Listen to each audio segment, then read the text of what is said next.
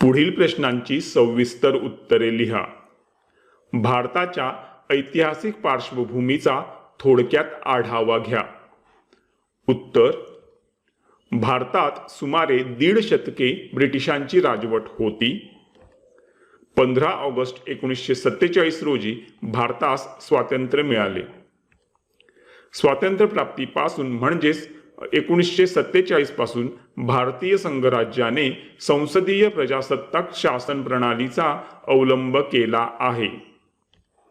स्वातंत्र्योत्तर काळातील पहिल्या 20 वर्षात भारताला 3 युद्धांना व अनेक प्रांतातील दुष्काळी परिस्थितीला सामोरे जावे लागले।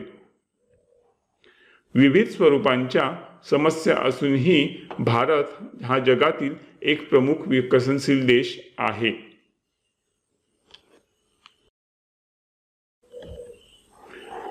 भारत आज एक प्रमुख बाजारपेठ म्हणून ओळखला जातो।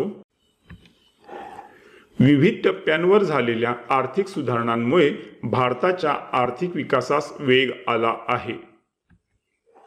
भारतातील लोकसंख्येत कार्यशील गटातील लोकांचे म्हणजेच तरुणाईचे प्रमाण सर्वाधिक आहे, त्यामुळे भारताकडे एक तरुण देश म्हणून पाहिले जाते।